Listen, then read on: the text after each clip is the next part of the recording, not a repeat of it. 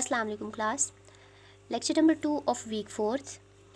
Topic है fungus like protist, slime moulds और myxomycota, water moulds और oomacotes। Fungus like protest. Fungus like protest are those protests that have some characteristics resemblance with fungi.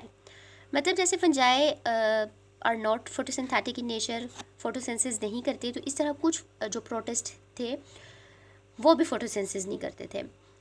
Second जो major similarity है between protest and fungi वो ये थी कि ये जो प्रोटेस्ट हैं इनके स्ट्रक्चर की अगर बात करें तो इनमें भी थ्रेड लाइक स्ट्रक्चर जिसे हाइफी कहते हैं वो प्रेजेंट है, और यही जो स्ट्रक्चर है हाइफी ये फंजाई में भी प्रेजेंट है। तो ये दो करेक्टरिस्टिक्स हैं जिसकी बेस पर इन्हें फंगस लाइक प्रोटेस्ट कहा जाता है, क्योंकि ये इनकी करेक्टर्स जो हैं ये मैच करते हैं विद फंजाई। लेकिन ये प्रोटेस्ट जो हैं ये ट्रू फंजाई नहीं है, मतलब इनकी कुछ करेक्टरिस्टिक्स जो हैं वो फंजाई से डिसिमिलर भी हैं। लाइक फंजाई की अगर हम सेल वॉल की बात करें तो उसमें काइटिन प्रेजेंट है, और प्रोटेस्ट की सेल वॉल की बात करें तो इसमें सेलुलोज है। सेकेंडली जो फंजाई है उसकी बॉडी में सेंट्रियोल्स एब्सेंट है, लेकिन जो प्रोटेस्ट हैं उनकी बॉडी में सेंट्रियोल्स प्रेजेंट है। तो ये जो फंगस लाइक प्रोटेस्ट हैं इसलिए इनको फंगस लाइक प्रोटेस्ट कहते हैं। कुछ जो डिफरेंसेस हैं उस बेस पे, वरना अगर इनमें और फंजाई में कोई डिफरेंस ना होता तो इन्हें फंजाई ही कहा जाता। दो ग्रुप्स हैं फंगस लाइक प्रोटेस्ट के, एक स्लाइम मोल्ड्स और वाटर मोल्ड्स। स्लाइम मोल्ड्स को मिक्सोमाइकोटा कहा जाता है और वाटर मोल्ड्स को oomacotes भी कहते हैं। फीडिंग स्टेज जो है स्लाइम मोल्ड की वो होती है प्लाज्मोडियम। प्लाज्मोडियम एक मल्टी न्यूक्लिएट साइटोप्लाज्मिक स्ट्रक्चर है। मल्टी न्यूक्लिएट साइटोप्लाज्मिक स्ट्रक्चर का मतलब ये है कि प्लाज्मोडियम एक ऐसा स्ट्रक्चर है जिसमें सिर्फ साइटोप्लाज्म ही है और मल्टी न्यूक्लिएट है, मतलब मल्टी न्यूक्लियस है, मोर देन 2 न्यूक्लियस है उसमें। साइज़ की अगर बात करें तो इसका जो साइज़ है वो तकरीबन 30 सेंटीमीटर या 1 फीट है इन डायमीटर। हैबिटेट इस प्लाज्मोडियम का क्या है कि जितनी भी मॉइस्ट एरिया है, डैम्प एरिया है, डिकेइंग लॉग्स हैं या लीफ लिटर, मतलब कोई अगर दरख्त गिर गया है, ठीक है, उसका लॉग पड़ा हुआ है किसी जगह, वहाँ पे इन स्लाइम मोल्ड्स की ग्रोथ हो सकती है। लीफ लिटर है, पत्ते गिर रहे हैं किसी जगह पे, तो एक ऐसा एरिया है जहाँ पे बहुत ज़्यादा प्लांट्स के लीव्स प्रेजेंट है, तो वहाँ पे पॉसिबल है इन स्लाइम मोल्ड्स की ग्रोथ। न्यूट्रिशन कैसे है कि जैसे जैसे ये स्लाइम मोल्ड्स क्रीपिंग करते हैं, क्रीपिंग कहते हैं कि वो जैसे अपने आप को ना स्प्रेड करते हैं, ठीक है, ऑन द सरफेस, और उस टाइम जितने भी बैक्टीरियाज हैं, यीस्ट हैं, स्पोर्स हैं, ये कोई भी डेड ऑर्गेनिक मैटर है तो उसको ना ये इंजेस्ट करते रहते हैं। तो ये चीज़ इस चीज़ को इंडिकेट करती है कि slime moulds are heterotrophic in nature. आगे इसका लाइफ साइकिल है। लाइफ साइकिल में सबसे पहले ना आता है स्पोर फॉर्मेशन। स्पोर मैंने आपको बताया हुआ है कि कोई भी एक रेजिस्टेंट स्ट्रक्चर है जो लिविंग ऑर्गेनिजम्स उस टाइम बनाते हैं जब कोई अनफेवरेबल कंडीशन है। मतलब अगर वो अनफेवरेबल कंडीशन आ गई है, कोई हार्श इन्वायरमेंट है, टेम्परेचर बहुत ज़्यादा हो गया या उनको न्यूट्रिएंट्स की जो अवेलेबिलिटी है वो कम हो गई है, तो उस टाइम क्या होता है कि ये ऑर्गेनिजम्स अपने बॉडी में स्पोर्स बनाना शुरू कर देते हैं, और वो स्पोर्स जो स्लाइम मोल्ड्स हैं ये बनाते हैं बाय मियोसिस। और इसके अलावा इनकी बॉडी में एक स्टॉक होता है जिसे स्पोरेंजिया कहते हैं। उस स्पोरेंजिया के ऊपर अटैच होता है इनका स्पोर, और उसके बाद ना स्पोर जर्मिनेट करता है, मतलब स्पोर्स की जर्मिनेशन होती है और वो बाइफ्लैजिलेटेड या एमोबाइड स्ट्रक्चर में कन्वर्ट हो जाता है, एमोबाइड रिप्रोडक्टिव सेल्स में।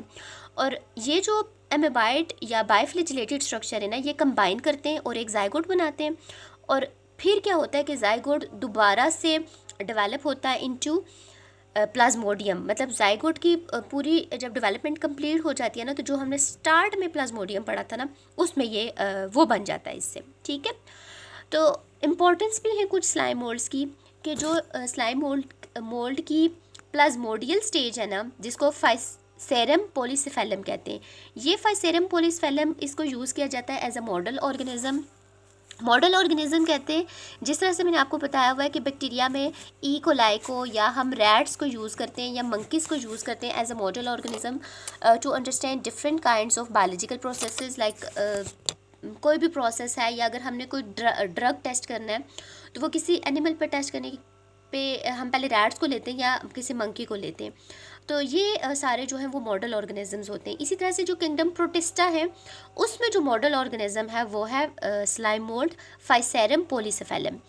अच्छा, फाइसेरम पॉलीसेफेलम पे क्या बायोलॉजिकल प्रोसेसेस देखे जाते हैं? ग्रोथ एंड डिफरेंशिएशन देखी जाती है उसकी। साइटोप्लाज्मिक स्ट्रीमिंग, यानी कि जो साइटोप्लाज्म है उसकी स्ट्रीमिंग कैसे हो रही है, वो कैसे मूव कर रहा है। फंक्शन ऑफ द साइटोस्केलेटन, और जो सेल के अंदर साइटोस्केलेटन प्रेजेंट है उसके क्या क्या फंक्शन है। अच्छा, उसके बाद सेकंड है water moulds and oomycotes. Water moulds और ऊमाइकोट्स जो हैं इनकी क्लोज रिलेशनशिप है विद फंजाई।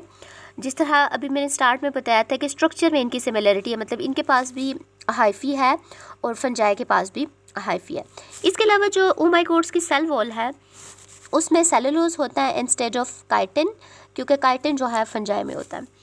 हाइफी जो है इनका ए सेप्टेट है। ए सेप्टेट का मतलब है कि इसकी जो हाइफी में क्रॉस वॉल्स है ना वो प्रेजेंट नहीं होती, एब्सेंट है क्रॉस वॉल्स। जो ऊमाइकोट्स या वाटर मोल्ड्स हैं इनकी जो फेमस होने की वजह जो है वो है इनकी पैथोजेनिक फॉर्म।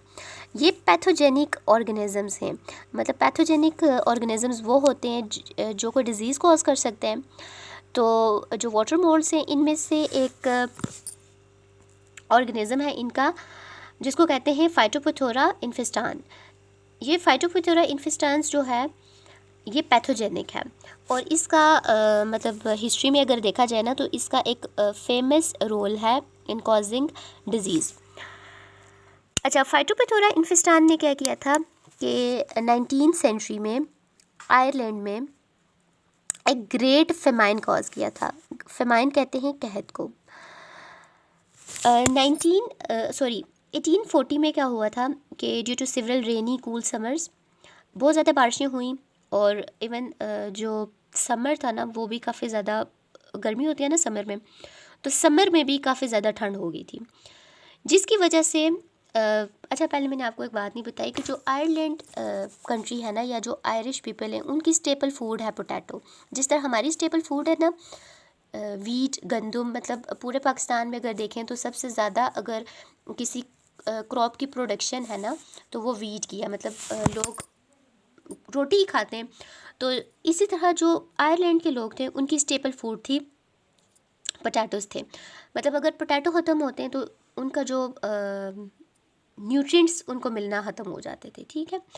तो 1840 में क्या हुआ कि बहुत ज़्यादा बारिशें हुई और जो समर था वो भी काफ़ी ज़्यादा कूल हो गया, तो जिसकी वजह से जो वाटर मोल्ड है इनकी ग्रोथ बहुत ज़्यादा हो गई, ठीक है। और उनकी ग्रोथ इतनी ज़्यादा हो गई कि उसको किसी तरीके से भी रोका नहीं जा सकता था।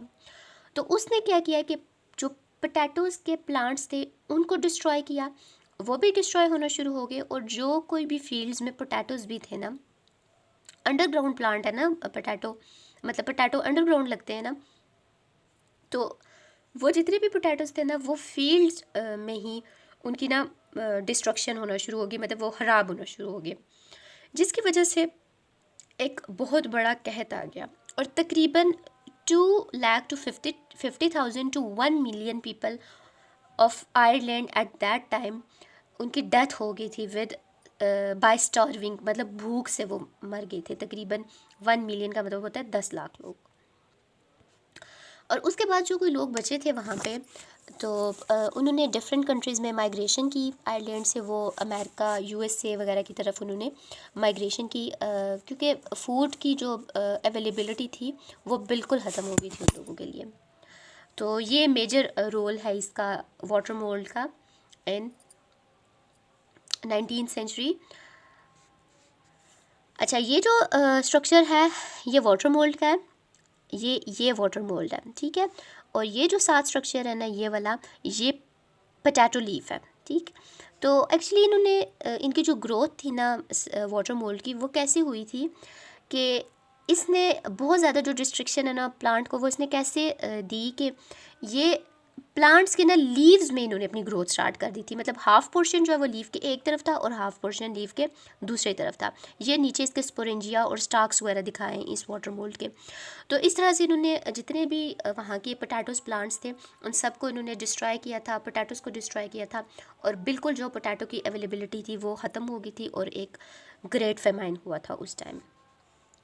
अच्छा, आपका चैप्टर नंबर 7 भी कंप्लीट हो चुका है।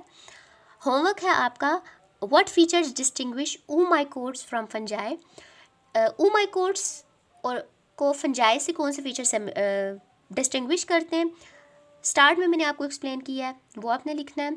Structure and reproduction of slime moulds, ये आपने लॉन्ग क्वेश्चन अटेम्प्ट करना है, ठीक है।